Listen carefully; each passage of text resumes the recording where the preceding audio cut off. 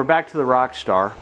In the previous episode we had done the touch-up, me and Mr. Newman, and we're satisfied with what we've done here.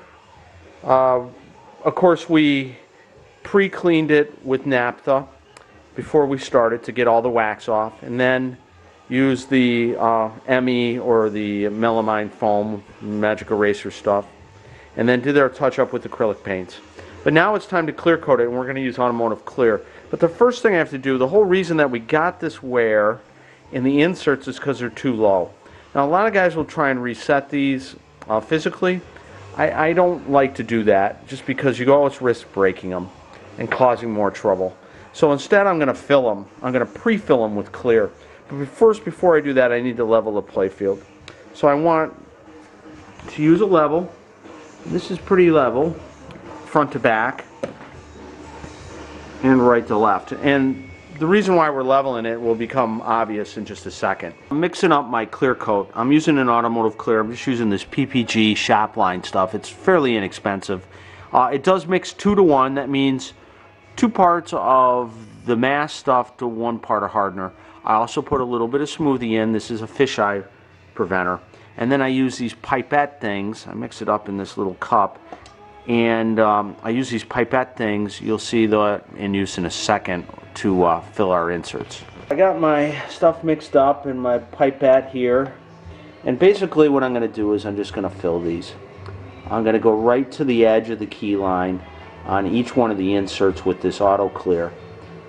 And what I'm doing is this is going to give me a build inside the inserts to basically bring them up to level. Because over time, plastic shrinks at a different rate than the wood, a lot different rate. Actually, plastic is always shrinking more or less, so you know you're always going to have to deal with this to some degree. Now note, when I do this, I didn't pre-sand the playfield, and the reason why I didn't pre-sand the playfield is because this is a lacquer playfield, and this solvent is hot in this clear. It'll bite in just fine. If I was doing this on a diamond plate playfield, you know, stuff from the 90s and newer, you'd have to do some sanding in order to get the new clear to bite into the old clear. But since this is originally lacquer, that is not an issue. So I'm just going to go ahead and fill all these. I've got all my inserts filled, and you don't have to be real precise with this. You want to go right up to the outside edge of the key line on all of them. And they are going to be a little higher. At least start out that way. After it dries, it'll shrink down a little bit. But that's okay. You know, when it's all done, after we clear coat it, all this stuff will get leveled out when we use the DA sander. And the whole reason that we used the level on the playfield to make sure it was level right and left and back and forward is so that it basically doesn't run. The clear coat stays inside the inserts. You can probably see it a little better here. This angle here. So that's the whole point of this, is just to raise them up, and I find this to be the most benign way to do it, opposed to trying to actually physically raise them, which is just very difficult to do. I mean, without breaking stuff. So I just like this technique way better. You can see I got a little hump up there. You can see it as the gloss comes up. So now what we're going to do is we're going to let this dry for a few hours, and then I'm going to clear coat the whole thing. I'm ready to spray this. Again, I want it level, right and left, front and back. It's just easier to spray. You won't get drips this way. I am doing it in a garage that's fully open. It's actually a double door garage. So you're better to do this outside. This stuff is pretty bad to spray. But I'm going to wipe it down with like a sticky cloth and an anti-tack cloth that takes up any dust or any other stuff. And then I'm going to spray 4 wet coats, and I mean wet. And I'm going to more or less do it all at once, and then just let the thing dry. It should be drying actually to touch within an hour, and then I'll be rubbing it out sometime tomorrow. Probably, 24 hours is about as long as you want to let it go. But we're ready to go. I just have it on some sawhorses. And I'm using an old school gun. I have a really old Binks. I bought this in high school, but it's been my trusty companion all these years for many, many cars and many, many playfields. Again, I'm using the shop line stuff. and a little shot of smoothie, which if there's any silicone, this will prevent fish eyes. This stuff's amazing, though it's getting hard to find because it's not really designed for this, but it works fabulous. Mix it into my can, and I'm ready to spray. Note, I am also using a mask. You don't want to do this, and you really need eye protection too.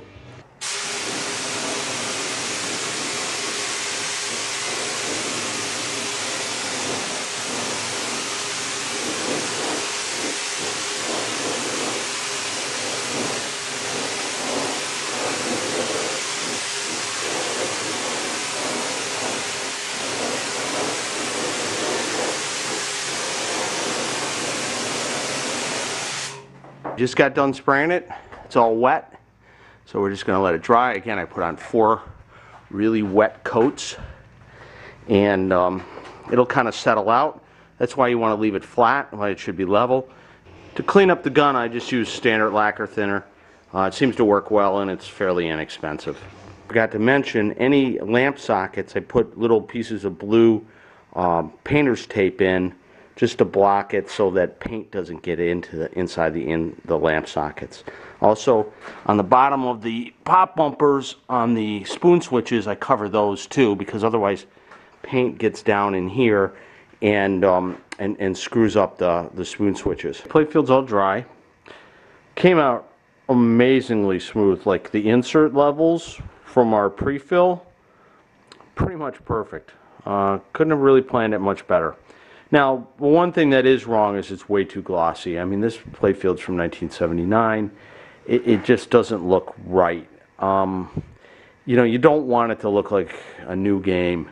I want it to look like, I don't want people to walk up and say, oh, that playfield's clear coated. I don't even want people to think that that happened. So we've got to take it down a little bit and also level it out, because there are some high spots. Not, but I can feel them right here. There's something I feel. So we've got to do something. So what I'm going to do is, I've got a DA sander. This one is a Craftsman dual action. That's what DA stands for, or random orbit sander, whatever you want to call it. I'm using 600 grit, which is pretty coarse actually, but again, I don't want it to shine like this. Frankly, when we're done, it's not going to shine like this. I don't want it to shine. So I'm going to go 600, then I'm going to go 1200 and 2000. Probably the 1200 and the 2000 I'll probably do by hand. But the 600 will get me my main leveling. And I'm going to do it wet. I'm going to put some water on it, and that'll add a lubricant. It'll make the sandpaper last longer.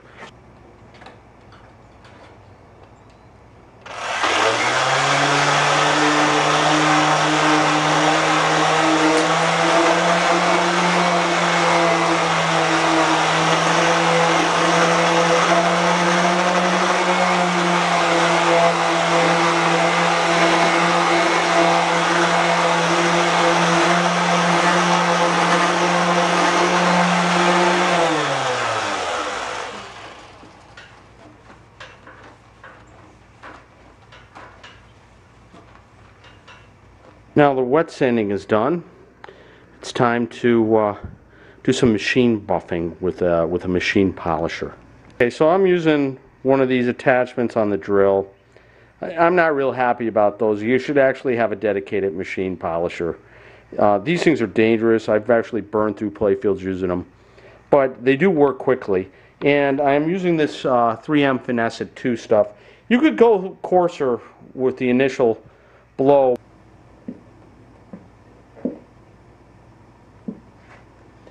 A little like dime size dollop right there.